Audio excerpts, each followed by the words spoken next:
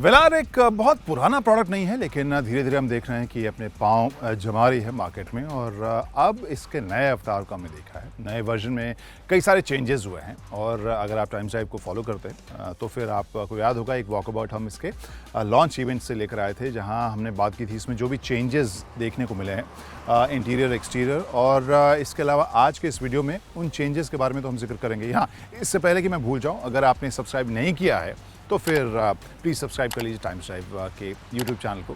और इस वीडियो में जैसा मैं बता रहा था कि न सिर्फ इसके उन चेंजेस के बारे में फटाफट मैं बताऊंगा, बल्कि असली मुद्दे पर भी आएंगे, यानी ड्राइव कैसा करती है। और लगभग 94.3 लाख की जो कार है वो उस प्राइस रेंज में लग्जरी की क्या फील लेकर आती है, प्रीमियमनेस की क्या फील लेकर आती है, और ओवरऑल जो परफॉर्मेंस है इसका वो कैसा है। तो इससे पहले कि इसके अंदर मैं बैठूं, इसको ड्राइव करना शुरू करूं, इसके कुछ चेंजेस के बारे में फटाफट बताता हूं। लेकिन उससे पहले एक बार फिर से, जैसे मैंने बताया, कि हमारे सभी सोशल मीडिया हैंडल्स को प्लीज़ फॉलो कीजिए, टाइम्स ड्राइव को, और यूट्यूब को तो आप कीजिए ही, बेल आइकन दबाइए। इन केस आपका कोई दोस्त, आपकी फैमिली में कोई इस तरह की गाड़ी में इंटरेस्टेड है तो फिर उनके साथ ये वीडियो शेयर भी कीजिए।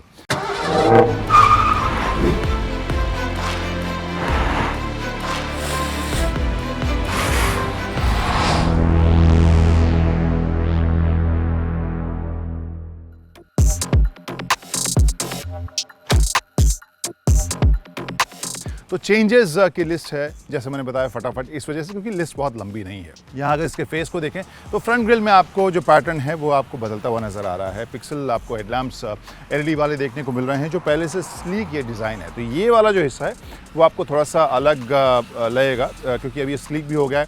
जहाँ पर हम एक लाइट का पैटर्न देख रहे थे वो इसमें अब नए तरीके का देखने को मिल रहा है। प्लस जो स्प्रिंकलर है वो यहाँ देखने को नहीं मिल रहा है। ये जो I think insert copper type की जो फील आपको यहाँ पर मिल रही है वो थोड़ा नयापन लेकर आ रहा है। और प्लस बम्पर में आपको पियानो ब्लैक फिनिश के साथ यहाँ बॉडी कलर्ड इंसर्ट्स आगे आपको देखने को मिल रहे हैं। साइड में अगर आप देखें तो वहाँ पर कहानी आपको वही इंसर्ट वाली थोड़ी सी नज़र आ रही है। और इसके अलावा पिछले हिस्से में भी लाइट्स के डिज़ाइन के हिसाब से कुछ तब्दीलियाँ, कुछ चेंजेस आपको नज़र आएगी। तो ओवरऑल फील में बहुत ही कोई क्रांतिकारी बदलाव नहीं हुआ है। लेकिन जैसा मैं कह रहा था कि धीरे धीरे ये अपने पाँव जमा रही है इंडियन मार्केट में। तो यहाँ पर आप ओवरऑल फील एक नज़र में ही, पहली नज़र में ही आप समझ जाएंगे, हाँ वही रेंज रोवर फैमिली के जो डिज़ाइन एलिमेंट्स है, सिलुएट है, वो आपको इसमें देखने को मिलते हैं। And somehow it gives a grand feel. आप अगर इसके डिज़ाइन एलिमेंट्स को देखें, बहुत ज़्यादा फ्लैशी नहीं है, बहुत ज़्यादा कर्वी नहीं है, लेकिन ओवरऑल फील जो है उसमें आपको प्रीमियमनेस और एक ग्रैंड ज़रूर इसमें फील आती है। कुछ चेंजेस आपको अंदर भी देखने को मिलेंगे, उसके बारे में भी आपको फटाफट बताते हैं।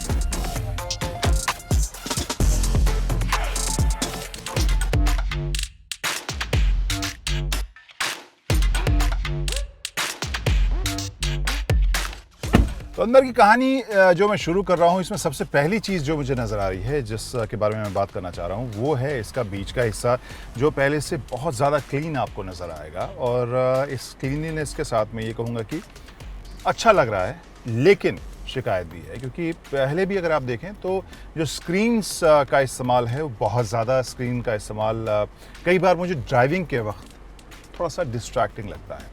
अब स्क्रीन का साइज़ या स्क्रीन के नंबर्स तो आपको कम नज़र आ रहे हैं, लेकिन बटन्स नदारद हो गए। फिजिकल बटन आपको यहाँ पर एक भी नज़र नहीं आ रहा है। तो यहाँ पर साफ़ सुथरा, काफ़ी खूबसूरत, मिनिमलिस्टिक सा, प्रीमियम सा नज़र आ रहा है। लेकिन इन सभी पैनल को खोलें भी तो आपको कोई फिजिकल बटन यहाँ नज़र नहीं आएगा। वायरलेस चार्जिंग अब इसमें आपको देखने को मिल रहा है। सिगरेट लाइटर है, यहाँ सामान रखने की जगह है, प्रेस से आप दबाएं इस पैनल को तो ये पूरा बंद हो जाता है। और यहाँ पर आप देख सकते हैं नए तरीके का गियर शिफ्ट जो सेटअप है, डिज़ाइन है, वो आपको प्रीमियम लगेगा। लेकिन जैसे हम पहले डायल्स देखते थे वो नहीं है, या बटन्स स्क्रीन के साथ साथ वो बटन्स भी गायब हैं। और वो मुद्दा मुझे अभी भी थोड़ा सा अनोइंग लगता है, क्योंकि ऑब्वियसली आदत लग जाएगी फिर शायद ज़्यादा ईजी होगा। लेकिन मैं ये ज़रूर मानता हूँ कि फिज़िकल बटन्स जो हैं वो मुझे थोड़ा कम डिस्ट्रैक्ट करते हैं वाइल ड्राइविंग। चाहे अगर मैं एसी की बात करूं, स्पेशली हम एसी या वॉल्यूम की बात कर रहे हैं, तो वहाँ पर एसी का जो कंट्रोल है पूरा आपको यहाँ क्लाइमेट कंट्रोल का वो स्क्रीन पर ही देखने को मिल रहा है। जी हाँ, हीटेड और कूल सीट आपको ऑप्शन मिल रहा है। सीट में अब मसाज का फंक्शन भी आपको मिल रहा है। लेकिन यहाँ पर एसी के सारे कंट्रोल्स आप इस स्क्रीन के ज़रिए ही देख सकते हैं। 11.5 इंच के आसपास का ये साइज़ है इसका। बहुत ही स्लीक सा डिज़ाइन है, कर्व्ड आपको थोड़ा सा लगता है। बट जैसे मैंने कहा कि अगर कुछ एक फिजिकल बटन्स जो बेसिक फंक्शंस जो हम बार बार यूज़ करते हैं अगर उसके लिए होते तो थोड़ा सा और मज़ेदार ये कहानी मेरे लिए होती। और अब स्टीयरिंग व्हील की बात करें तो यहाँ पर सबसे पहले तो मैं बताऊँ एक बड़ा सा पैडल शिफ्टर का सेट आपको देखने को मिल रहा है विच इज़ गुड। फील आपको यहाँ पर सॉलिड मिलती है, स्लीक सा आपको ये स्टीयरिंग व्हील का डिज़ाइन मिलता है और ये प्रीमियमनेस तो ऑब्वियसली यहाँ पे भी आपको चाहे वो लेदर का इस्तेमाल हो जिस तरीके से इसे डिज़ाइन किया गया है, डैश में सॉफ्ट टच के साथ लेदर का इस्तेमाल हो और इसके अलावा बीच में आपको पियानो ब्लैक फिनिश यहाँ पर नज़र आ रहा है। दरवाजे के ऊपर वुडन इंसर्ट्स भी देखने को मिल रहा है। और वापस आता हूँ स्क्रीन पर, लगभग 12.5 इंच के आसपास की स्क्रीन यहाँ होगी, तो ये पूरा ही डिजिटल आपको देखने को मिल रहा है। ओल्ड स्कूल एनालॉग क्लॉक के डिज़ाइन में आपको क्लॉक मिल रहा है। लेफ़्ट साइड में आप जब इस स्टीयरिंग व्हील के ऊपर जो कंट्रोल्स हैं उसको आप जब इंगेज करते हैं तो बहुत सारे इन्फॉर्मेशन आप यहाँ ड्राइव करते वक्त इसी पैनल से कंट्रोल कर सकते हैं, चेंज कर सकते हैं। ये एक स्मार्ट और प्रीमियम सा स्टाइलिश सा दिखने वाला पूरा हिस्सा है। रेंज रोवर की यहाँ पर एक बड़ी सी अच्छी सी बैजिंग आपको नज़र आ रही है, लेकिन जैसे मैंने कहा कुछ एक फिजिकल स्विचेस होते तो और ज़्यादा बेहतर होता है। और इसके अलावा अलग अलग जो ड्राइव मोड्स होते हैं उसे भी अगर आप इंगेज करना चाहते हैं, उसे भी आप ऑन करना चाहते हैं तो स्क्रीन में ही जाएँ, मोड दबाएँ, उसके बाद dynamic, comfort, eco, auto terrain response वगैरह वगैरह आप इसमें चेंज कर सकते हैं। इसके अलावा यहाँ आप लेफ़्ट साइड में अगर देखें तो जो सस्पेंशन है उससे आप राइड हाइट ऊपर नीचे कर सकते हैं, एक्सेस यानी आप आराम से इसमें आ सकते हैं, बैठ सकते हैं। इसके अलावा एक नॉर्मल हाइट है और ऑफ रोड के दो आपको ऑप्शन देखने को मिलेंगे, ऑफ रोड 1, ऑफ रोड 2, तो वहाँ पर आप इसकी हाइट को बढ़ा सकते हैं। इसके अलावा ड्राइविंग के वक्त आप stability control, auto start stop, इन सभी ऑप्शंस को अगर ऑन ऑफ करना चाहते हैं तो यहाँ से आप कर सकते हैं। तो सारे ही फंक्शंस हैं, जो ढेर सारे फंक्शंस हैं वो आपको स्क्रीन के ज़रिए देखने को मिल रहा है। फंक्शन जैसे मैंने कहा कि Android auto, Apple CarPlay, wireless charging के अलावा wireless Android auto, Apple CarPlay तो आपको देखने को मिलेगा ही। 4x4 ऑप्शन है, लो ट्रैक्शन लॉन्च है, व्हीकल डिमेंशंस के बारे में आपको यहाँ पर जानकारी इसमें मिल रही है। इसके अलावा सीट जो है, मसाज सीट्स आपको देखने को मिलेंगे। वेट सेंसिंग यानी आप कितने पानी में हैं उसके लिए आपको ये आपको इन्फॉर्मेशन आपको मिल जाएगा। तो जैसे मैंने कहा कि ढेर सारे इसमें फीचर्स हैं, ऑप्शंस हैं, जो एक बहुत ही खूबसूरत और बड़ी ब्राइट अप मार्केट प्रीमियम से देखने वाले लेआउट में आपको यहाँ देखने को मिलेंगे। कैमरे का जो रेजोल्यूशन है और जो कुछ एंगल आप चुनना चाहते हैं इसको देखने के लिए वो भी आराम से, कोई लैग नहीं है। तो बटन्स ना भी हो लेकिन ओवरऑल जो मैंने कहा फील प्रीमियम, टेक के मामले में आपको काफ़ी लोडेड लगेगा, रिस्पॉन्स के मामले में ये काफ़ी शार्प मुझे लग रहा है, इवन रेजोल्यूशन के हिसाब से। और अब इस कैमरे की अगर बात करें तो यहाँ पे भी जो रेजोल्यूशन है, कैमरे की क्वालिटी है और जो आपको सिमुलेशन नज़र आ रहा है वो भी टॉप क्लास का मुझे नज़र आ रहा है। यहाँ पर न सिर्फ ये बाहर से मुझे इसके स्पेस के बारे में बता रहा है बल्कि ऑफ रोड वाले वर्जन में आप जब जाएँ तो यहाँ पर बॉनेट के नीचे जो जहाँ से आप गुजर रहे हैं तो जिस तरह से एक टर्म होता है ट्रांसपेरेंट बोनेट, तो उस हिसाब से आपको ऑफ रोडिंग के वक्त ये देखने को मिलेगा कि नीचे आप की गाड़ी कहाँ से गुजर रही है। सो ओवरऑल टॉप क्वालिटी, जो रेजोल्यूशन है, जो रिस्पॉन्स है, उस हिसाब से आपको काफ़ी अच्छा यूनिट लगेगा। लेकिन जैसे मैंने कहा कि एक दो काम के फिजिकल बटन्स होते तो और ज़्यादा अच्छा लगता। अब यहाँ पर आपको दो बड़े बॉटल होल्डर्स का स्पेस देखने को मिल रहा है, या कप होल्डर्स अगर हम कहें तो। इसके अलावा यहाँ पर आर्मरेस्ट के नीचे सामान रखने की जगह और टाइप सी और टाइप ए दोनों यूएसबी के पॉइंट्स आपको यहाँ पर नज़र आ रहे हैं। एक बार फिर से आपको बताएं, यहाँ पर जैसे हमने बताया था वायरलेस चार्जिंग की सुविधा है। ऊपर अगर हम देखें तो एक बहुत ही बड़े साइज़ का ग्लास आपको जो रूफ़ में देखने को मिलेगा, मून रूफ कह सकते हैं, पैनोरामिक साइज़ का, और इसे ऑब्वियसली आप खोल नहीं सकते हैं। तो ये कहानी है इसके ड्राइवर सीट की, फर्स्ट रो की, रेंज रोवर लैंड रोवर वेलार की। तो वेलार के फर्स्ट रो की कहानी हो गई, सेकंड रो में चलते हैं।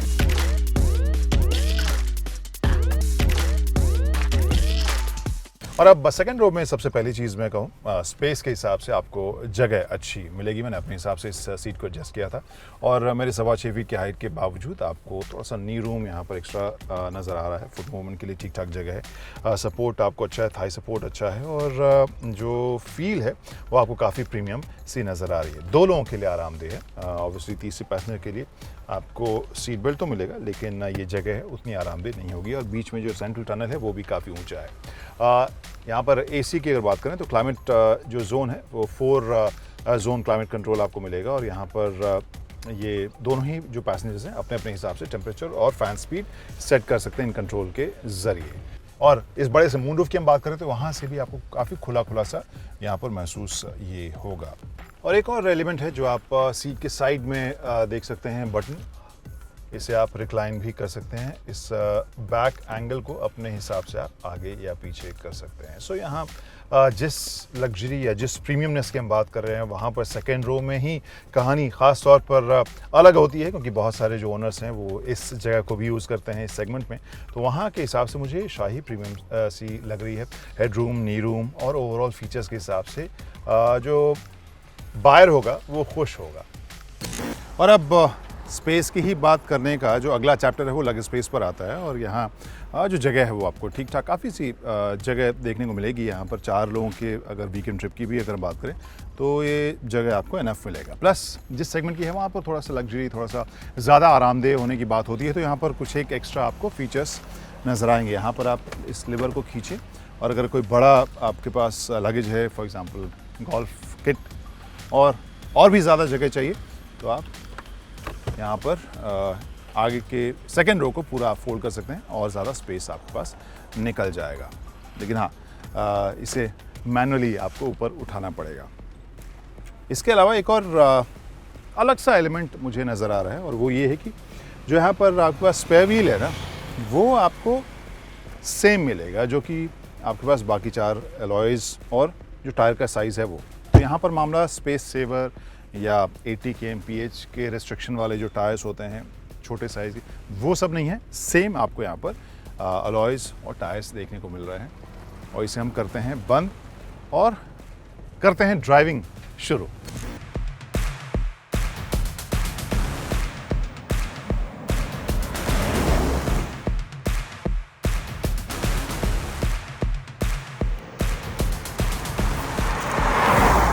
तो चलिए दोस्तों, इस वेलार की ड्राइव की हमने शुरुआत कर दी है। और ये वाला जो वर्जन है वो पेट्रोल वर्जन है। और फिलहाल इस गियर शिफ्ट के हिसाब से अगर देखें तो डी और एस यानी ड्राइव और स्पोर्ट दोनों ही मोड है। 8 स्पीड आपको इसमें ऑटोमेटिक ट्रांसमिशन देखने को मिल रहा है। और इसके अलावा पहली चीज़ जो मैं महसूस कर पा रहा हूँ वो है इसकी शांत कैबिन की फील। चलिए, ये तो बात होगी शुरुआती ड्राइव की, जो स्मूथ, शांत और रिफाइंड मुझे नज़र आ रही है। इसके अलावा मैं आपको बताऊं कि यहाँ पर ड्राइविंग के जो अलग अलग मोड हैं वो आप क्या क्या चूज़ कर सकते हैं। उसमें आप comfort, eco, auto terrain response और डायनामिक के अलावा ऑफ रोड का भी ऑप्शन है आपके पास। सो बहुत सारे ड्राइविंग मोड आप यहाँ पर स्क्रीन पर ऑन करके चूज़ कर सकते हैं।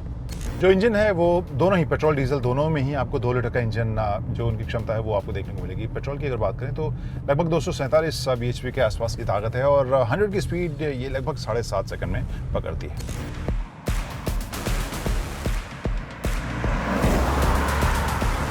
तो 7.5 सेकंड वाला आंकड़ा साफ बता रहा है कि बहुत ताबड़तोड़ मामला नहीं है, लेकिन इट्स प्रीटी क्विक। आपको ये शार्प और क्विक सी फील ये कार दे रही है। प्लस जो इंजन का परफॉर्मेंस है वहाँ पर मैं ये बार बार महसूस कर पा रहा हूँ इसको पुश करने पे भी कि वो कंप्लेन नहीं कर रही है। इंजन जो है वो स्ट्रगल नहीं कर रही है या आवाज़ के हिसाब से वाइन करती हुई नज़र नहीं आ रही है। तो देखते हैं क्विकनेस कैसी है।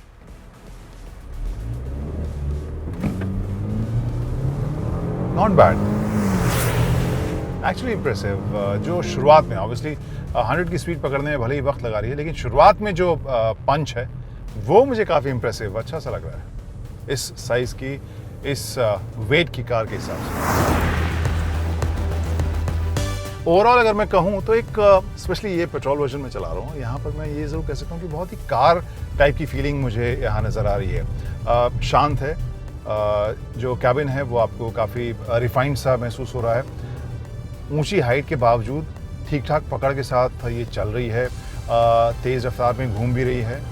स्टीयरिंग का बिहेवियर भी काफ़ी लाइट लगेगा और जो साइज़ है, वेट है, उसके हिसाब से ये आपको काफ़ी एजाइल और चुस्त लग रही है। सो इंटरेस्टिंग, मज़ेदार है ये।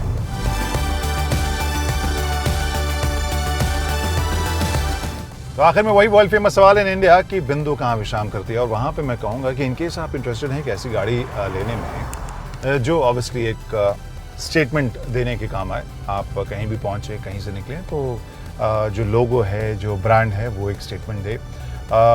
प्रीमियमनेस हो, अंदर जो है वो आरामदेह के साथ थोड़ा लग्जरी के भी एलिमेंट्स आपको फील हों। तो इन सभी मामलों के साथ अगर आप ड्राइविंग एंथुजियास्ट हैं, इजी चलने में हो, चुस्त हो, थोड़ा एक्साइटिंग लगे गाड़ी चलाने में, तो फिर ये सभी के हिसाब से मुझे ये वेलार का पैकेज अच्छा लग रहा है। जो अपडेटेड ये वेलार है उसमें जो भी चेंजेस हैं वो मुझे बहुत ज़्यादा क्रांतिकारी नहीं लगे और मुझे लगा कि वो थोड़ा सा आप निराश हो सकते हैं उससे।